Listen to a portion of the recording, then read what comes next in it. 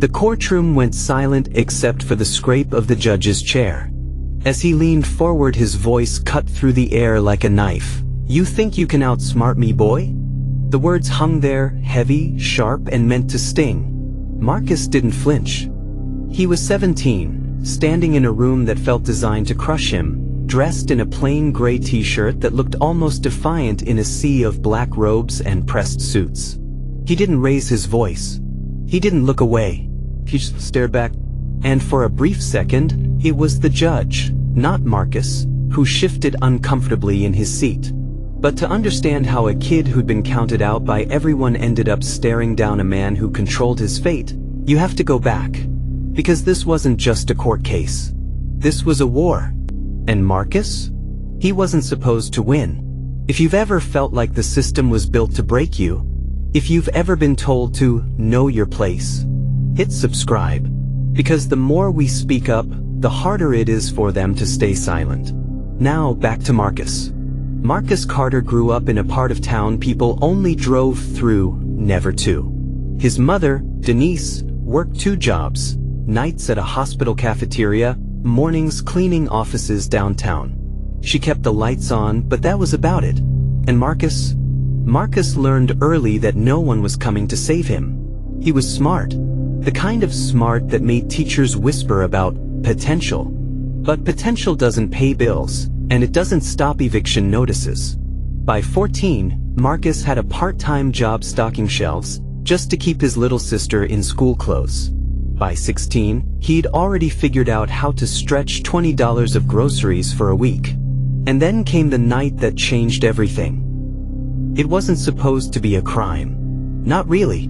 Marcus was walking home from work when 2 officers rolled up, lights flashing like he'd robbed a bank. They said he fit the description. He didn't run. He didn't fight. He just stood there as they searched him on the sidewalk in front of half the neighborhood. When they didn't find anything, they wrote him a ticket anyway, obstructing. It was the kind of charge you couldn't win. You either paid it or you went to court. And Marcus? He didn't have the money. That's how he ended up here. In front of a judge who didn't just want to fine him. He wanted to break him. The first time Marcus stood in court, it felt like being swallowed whole. The wood-paneled walls. The buzzing fluorescent lights. The row of silent, watching faces. And at the center of it all, Judge Warren Hayes. Hayes wasn't new. He'd been on the bench for 20 years, and in that time, he'd made a name for himself. He was the kind of man who believed in teaching lessons, and he believed Marcus needed one. Obstructing, the judge scoffed, flipping through Marcus's file.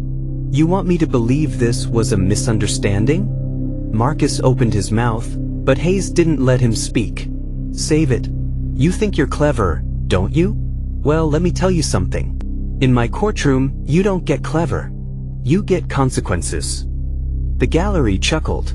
Not loudly, but loud enough for Marcus to hear. And that was the moment it hit him. This wasn't about the law. This was about humiliation. But Marcus didn't blink. After that first hearing, Marcus walked out of the courthouse with his jaw set like stone. His mother begged him to just pay the fine. "Marcus, please," she said, clutching his arm. "Don't poke the bear. We can't afford more trouble." But Marcus had already decided. He wasn't just going to fight this. He was going to win. And if he had to beat the judge at his own game to do it, so be it.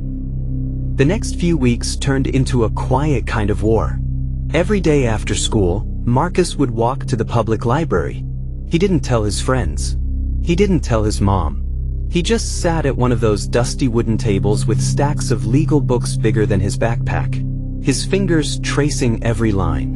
He learned what probable cause really meant. He memorized court procedures. He read cases about kids who'd been steamrolled by the system and the few who hadn't. And the more he learned, the angrier he got. Not the kind of anger that makes you reckless. The kind that sharpens you. The kind that turns a quiet kid with a bad ticket into something Judge Hayes didn't see coming. By the time his next court date rolled around, Marcus wasn't just ready. He was prepared. He walked in wearing the same gray t-shirt, but his posture was different. His eyes were steady, and when Judge Hayes smirked at him like he'd already lost, Marcus just stood there, calm as the lake before a storm. Hayes leaned forward. "Well," the judge said, his voice dripping with condescension, "I hope you've come prepared to apologize." Marcus tilted his head, just slightly. "No, Your Honor," he said. "I came prepared to prove you wrong." The room went still. The court clerk stopped typing. The bailiff shifted in his seat. And for the first time, Judge Hayes's smirk faltered. What happened next turned this small-town courtroom into a battleground. Because Marcus didn't just defend himself.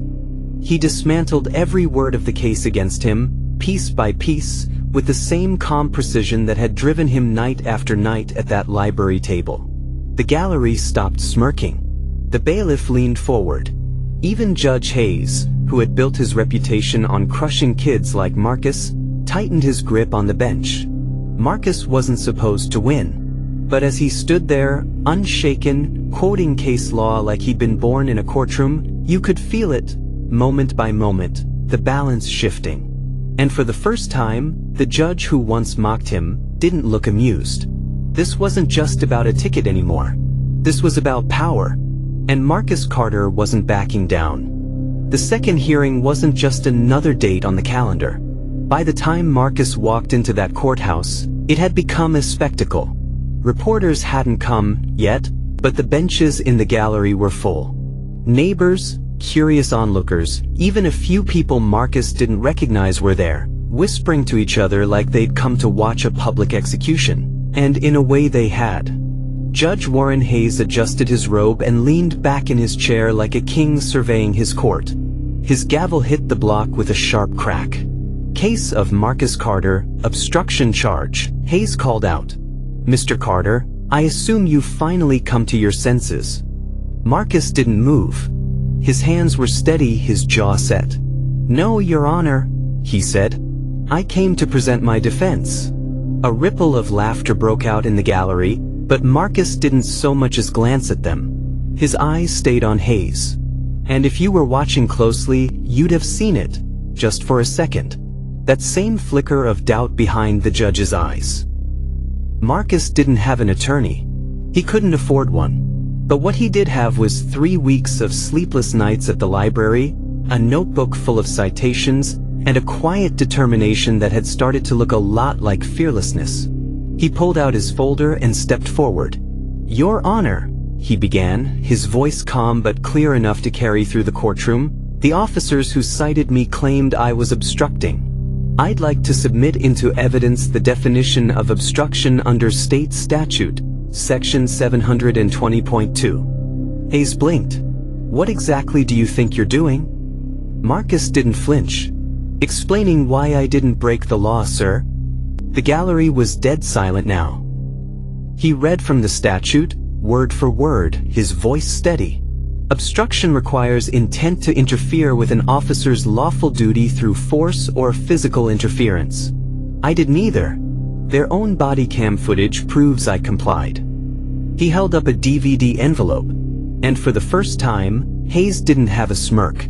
The clerk took the disc, slid it into the player, and a grainy video filled the screen at the front of the courtroom. Marcus standing on the sidewalk, hands in plain sight. No yelling, no resistance. Just a kid being searched because he fit the description. The officers in the footage looked bored, almost annoyed that there was nothing to find. One of them shrugged. "Write him for obstruction," he muttered. And in that moment, the room shifted. Hayes cleared his throat, the first sign of unease. "Body cam footage alone," he said, "does not determine intent." Marcus was ready for that. He opened his notebook, flipping to a tabbed page like he'd been rehearsing this for weeks. "Actually, Your Honor, it does when the state's own precedent says so." He slid a printed case file across the table to the clerk. State versus Daniels, 2011. The appellate court ruled that compliance negates obstruction unless there's clear evidence of interference. There isn't. Not here. A murmur ran through the gallery. Judge Hayes stared at the document like it had personally insulted him. His jaw tightened. And Marcus? He didn't move an inch. The prosecutor stood, clearly rattled. "Your Honor, this is a simple citation. We don't need to overcomplicate." "Overcomplicate?" Marcus cut in, his voice sharper now. "You find me for a crime that never happened. You humiliated me in front of my family and neighbors. I'm not here to overcomplicate. I'm here to prove you're wrong." The room erupted, gasps, whispers, even a stifled laugh or two. Hayes slammed his gavel. Enough.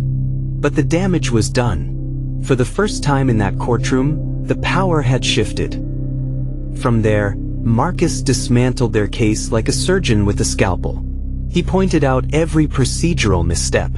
He cited 3 more cases that backed his defense.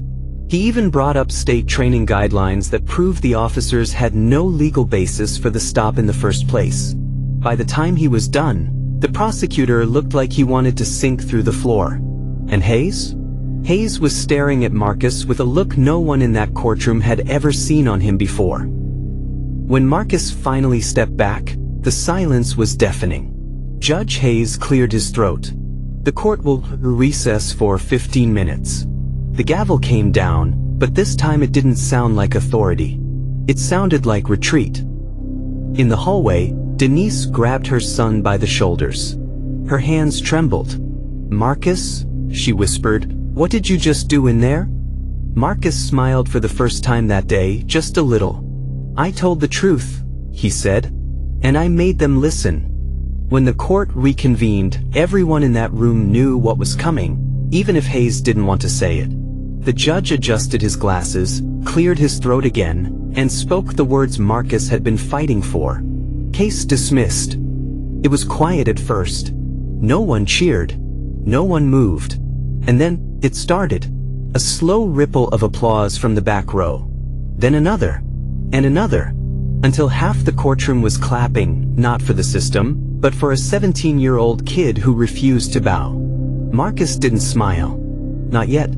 But Hayes looked like a man who just swallowed glass.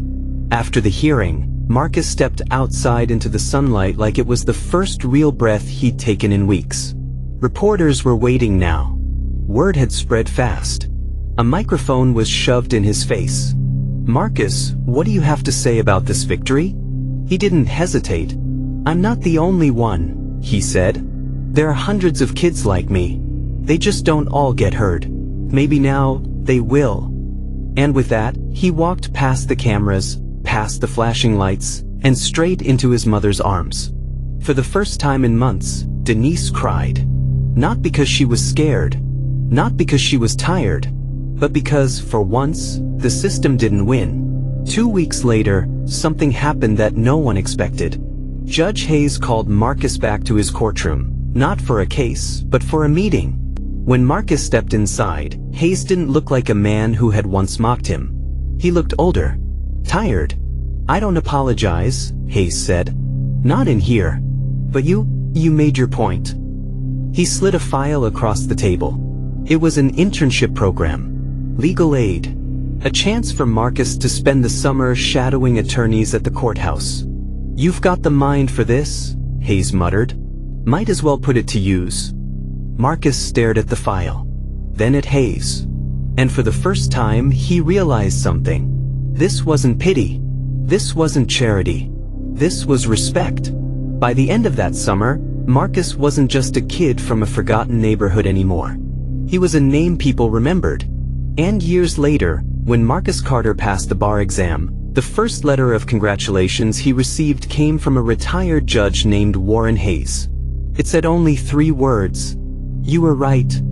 Because sometimes, the courtroom isn't where you get broken. Sometimes, it's where you learn how to win. And Marcus? He didn't just win his case. He rewrote the rules. For himself. For his family. And for every kid who was told they'd never stand a chance.